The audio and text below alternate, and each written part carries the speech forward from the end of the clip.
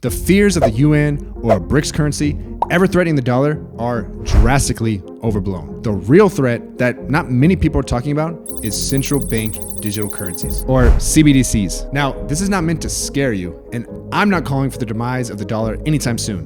But I think if it were to happen, central bank digital currencies will be the most likely alternative. To see why, let's start with the basics of what the dollar status as the world's reserve currency actually means. And then we'll get into why central bank digital currencies are the only credible long-term threat to that status. The dollar is considered to be the world's reserve currency because it's by far the most widely available, freely convertible currency in the world, and a lot of global currency transactions run through it. 88% to be exact. That means that 88% of global currency transactions have the dollar on one side or the other. So, for example, if Sweden buys something from Mexico, they need to pay it in pesos. But it's not that easy to convert Swedish krona to Mexican pesos. So instead, they'll convert the krona into dollars and then the dollars into pesos. Every currency out there is freely convertible into dollars, but most currencies are not freely convertible to each other. So the dollar is absolutely crucial to the everyday functioning of global trade. Over $7 trillion of daily currency transactions are made using the dollar. This is a system that's been building and strengthening for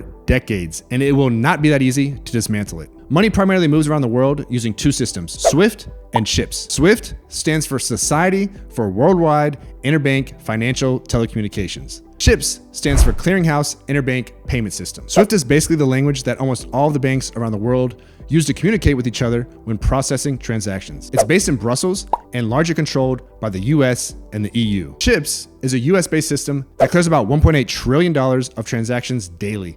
And in order to use it, you have to go through a US bank or bank branch. Nearly every single dollar-based transaction in the world relies on either SWIFT or CIPS, or both. Being cut off from these systems is the financial equivalent of being nuked.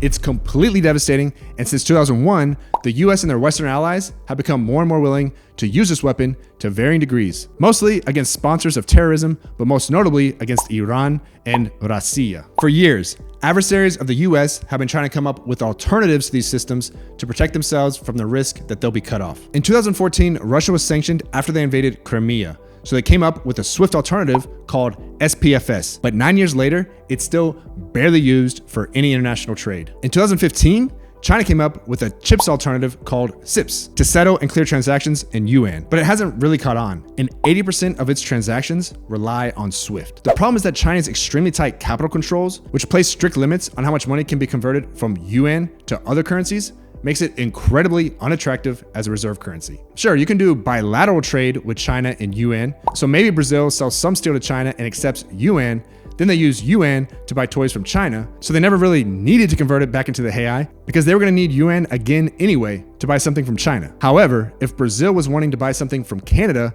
they would not want to do that transaction in Yuan because once they converted their money from the Real to Yuan, they'd have a really hard time getting that money back out of Yuan and into Canadian dollars. That's why it's so hard to dethrone the dollar. It's by far the most freely convertible, stable currency in the world, and only countries that are at risk of major financial sanctions are trying to find alternatives to the dollar. The vast majority have no reason to change. There are only two things that could change that.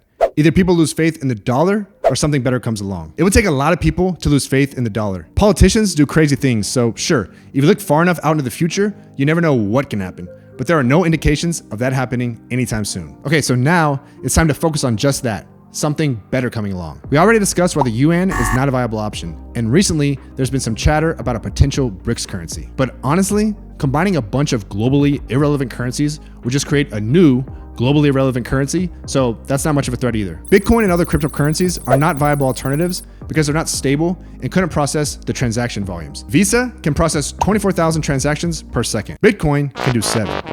However, the blockchain technology that powers cryptocurrencies could be a foundation of a future alternative to the current system. And that's where central bank digital currencies come in. Central bank digital currencies have the potential to be cheaper, faster, and more efficient than the current systems, aka something better. And since most central bank digital currencies use blockchain technology, that could give them the potential to bypass the SWIFT and CIPS systems. Roughly 100 countries are working on central bank digital currencies, including the US. Most of them are in the experimental phase, and most don't involve cross-border payments yet, but there are a few exceptions. China has already rolled out the eCNY pilot to hundreds of millions of people within China, and an early stage CBDC program called mBridge has been set up in partnership with the central banks in Thailand, Hong Kong, China, and the UAE to explore ways to use CBDCs for cross-border payments. At this point, there are many ways CBDCs could evolve from here. And depending on how all that plays out, the impact on the world could be very different. It ultimately depends on how countries choose to handle the many trade-offs of CBDCs. Put simply,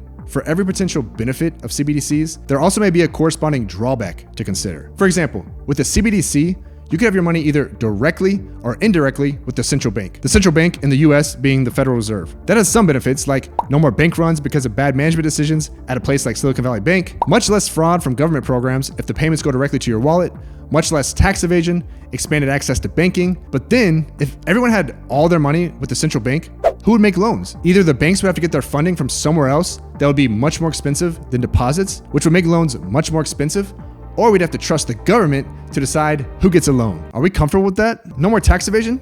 Sounds great, right? Well, that's because they could take the money right out of your account. So what's to stop them from taking money out of your account for a different reason? Let's be honest, there are a lot of corrupt governments out there, probably all of them. And I highly doubt many people will want them to have so much unchecked power over their bank accounts. You can see why China's CBDC is the biggest one so far. So to avoid such an extreme scenario, they could build things in like paying you zero interest or negative interest to incentivize you to keep most of your bank at regular banks. Or like limiting how much people could have in their central bank accounts to a very small amount. Or charging higher and higher fees to keep more money with the central bank. I mean, let's be honest. Any option of this kind just makes CBDCs less attractive. At the same time, they can't make them too attractive or they'll cause a ton of harm to the global financial system. But they can't make them too unattractive or no one will use them. Trade-offs like these, along with some other innovations that have made existing systems faster and more efficient, have led some central banks like Singapore's and Canada's to determine that the case for CBDCs might not actually be that strong. It remains to be seen how the central banks will navigate all these questions. And right now, there are a ton of different approaches in the works. So a lot more will need to be done before they could become a viable alternative to the existing system. However, of all the talk we've heard recently about the potential threats to the dollar, I see this as being much more realistic than any of them. On social media, I give you what you want, but in the link below, I give you what you need. Check it out.